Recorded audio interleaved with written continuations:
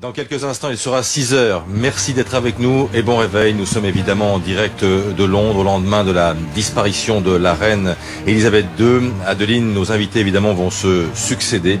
Nous allons évoquer forcément l'émotion considérable dans le Royaume-Uni, mais une émotion assez contenue, vous verrez, et les hommages qui sont évidemment mondiaux.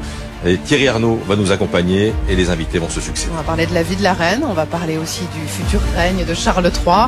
Mais d'abord la météo en France avec Marquet tout de suite.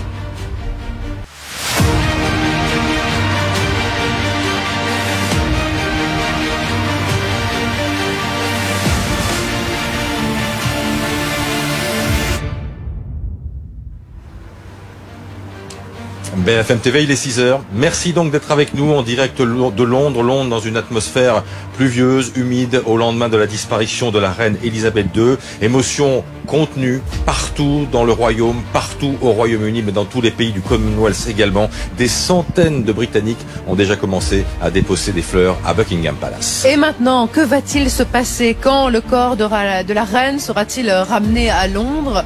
Il est toujours à Balmoral à l'heure où l'on parle. Le protocole est précis. Clémence Dibou nous le détaillera depuis Balmoral. 70 ans de règne, elle a connu 15 premiers ministres britanniques, 13 présidents américains. L'histoire d'un siècle traversée par la reine Elisabeth II que nous allons détailler évidemment dans quelques instants. Et puis Charles devient roi à l'âge de 73 ans. Charles III, il va falloir conquérir le cœur des Britanniques.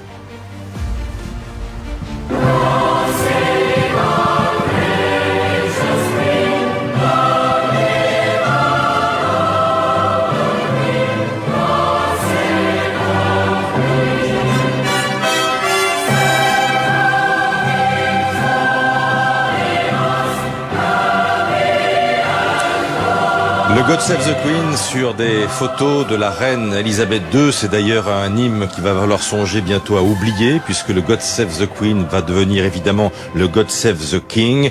Alors, depuis que nous sommes arrivés à Londres, c'était très tard hier soir, nous avons constaté une émotion certes réelle, mais une émotion contenue, Adeline. On est bien dans le flegme britannique ici à Londres depuis hier soir. Ce qu'on a surtout remarqué, c'est des portraits de la reine partout dans la ville. Tous les abribus ont été recouverts du portrait de la reine Elisabeth II. Alors c'est peut-être signe effectivement que tout le monde, hélas, s'attendait à cet épilogue, émission contenue, mais peine réelle, je le disais, des Britanniques devant Buckingham. Pierre Barbe.